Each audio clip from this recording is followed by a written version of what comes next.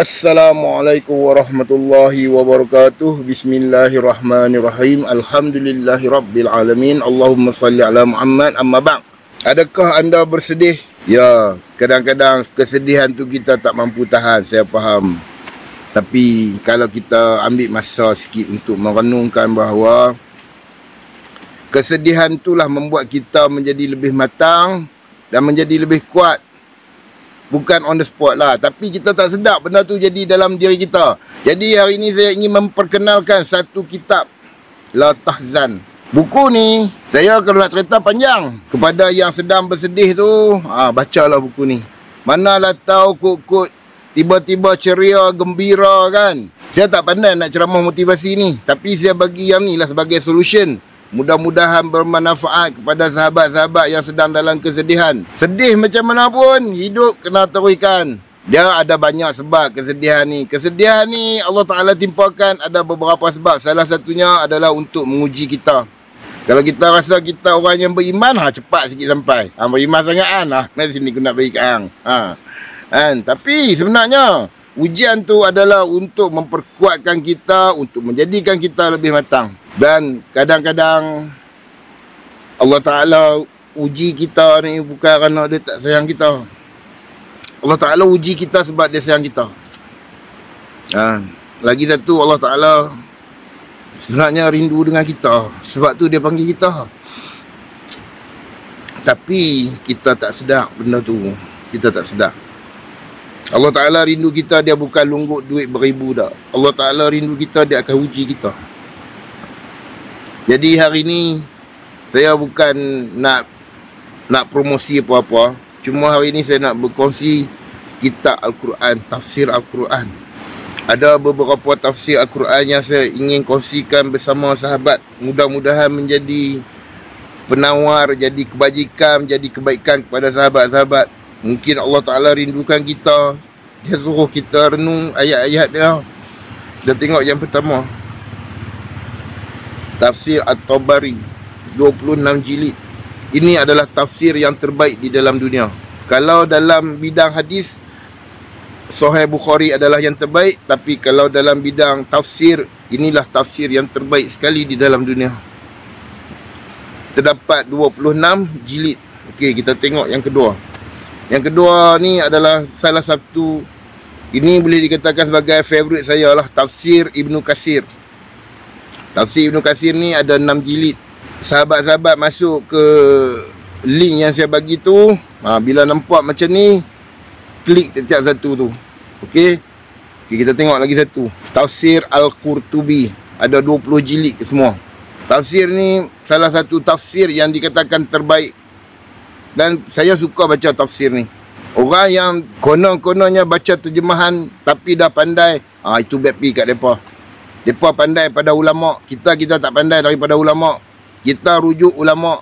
Orang kata, puak-puak salaf ni dia kira Quran dengan hadis je. Ni aku nak abad kat hampa. Kami baca Quran, kami baca hadis bukan langsung daripada mulut Nabi, bukan langsung daripada Allah Ta'ala, tapi melalui ulama'-ulama' yang aku sebut ni lah. Kalau nak jadi manusia, biar ada etika sikit. Jangan duk hina orang baca Quran, jangan duk hina orang baca hadis. Bila kita kata kembali kepada Quran dan hadis, puak Wahabi saja suka kembali kepada Quran dan hadis je. Ulama' dia tak pakai. Ni, aku nak abad kat hampa. Quran ke hadis ke, dia kena melalui ulama'. Dia tak terus main kat kita. Okay, kita tengok lagi.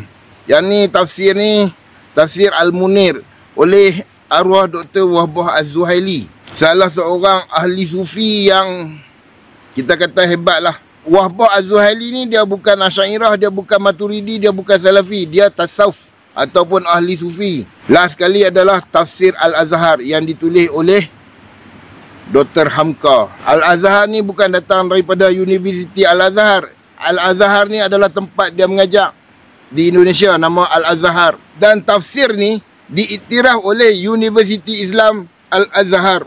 Kalau orang kata, kitab ni kitab Wahabi, tak boleh baca. Habis tu nak kata pensyarah Al-Azhar yang iktiraf kitab ni sebagai Wahabi ke? Aku nak tanya. Hidup kita macam ni lah. Kadang-kadang kita marah, kadang-kadang kita seronok. Marah tu wajar, sedih pun wajar, seronok pun wajar.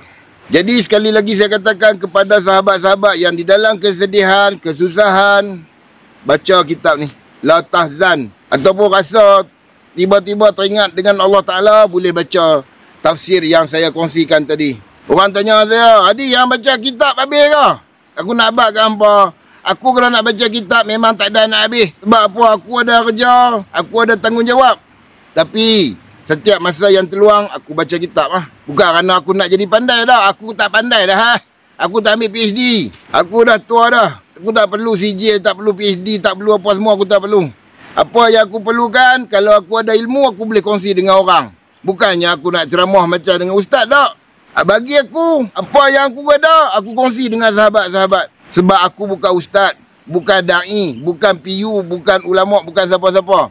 Aku orang awam, aku orang kampung.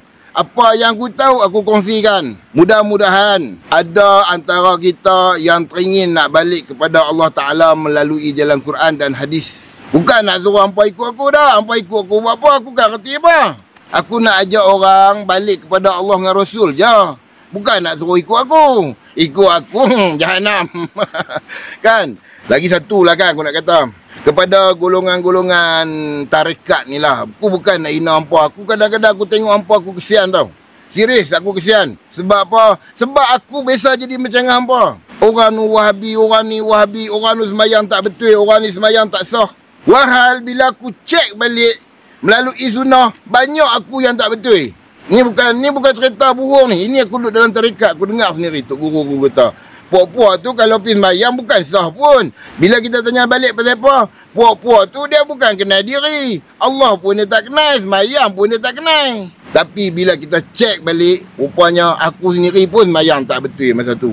Kepada sahabat-sahabat sufi, ini perkataan aku paling ikhlas untuk hampa. Aku terus hampa, bukan nak bermusuh dengan hampa dak. Aku tak ada niat nak bermusuh dengan hampa. Aku terus hampa, bukan kerana aku nak menghina hampa dak. Aku terus hampa, aku nak ajak hampa lari daripada situ. Kalau ada orang kata aku tak faham Nur Muhammad, aku gelak je. Sebab apa? Aku duduk dengan Nur Muhammad 20 tahun, 3 tarekat. Jadi bila aku dah terlepas keluar daripada kurungan kesesatan tu, aku nak ajak hampa pula.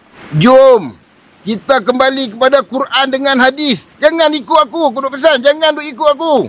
Yang mana aku kongsikan sebagai ilmu, itulah aku nak bagi kat hampa. Aku tak ajak hampa ikut aku dak. Wallahi aku tak ajak hampa ikut aku.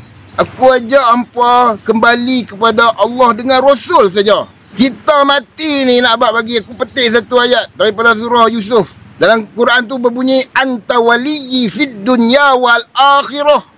Sesungguhnya engkau lah wali, yakni pelindung di dunia dan di akhirat. Kalau Tok Guru kata dia boleh lindung kita di akhirat, Tok Guru tu pembohong.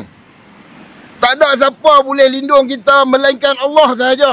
Tak ada jalan yang paling selamat di atas dunia ni melainkan jalan yang dibawa oleh Nabi. Tak ada kitab yang nak menunjukkan kita kepada kebenaran melainkan kitab Al-Quran. Sebab tu lah aku kongsi kitab-kitab tafsir. Sebab tu aku kongsi. Bukan kerana nak pandai, aku tak perlu jadi orang pandai. Satu hari nanti aku akan mati. Satu benda pun aku tak bawa daripada atas muka bumi ni, melainkan kain kapan saja masuk dalam kubur.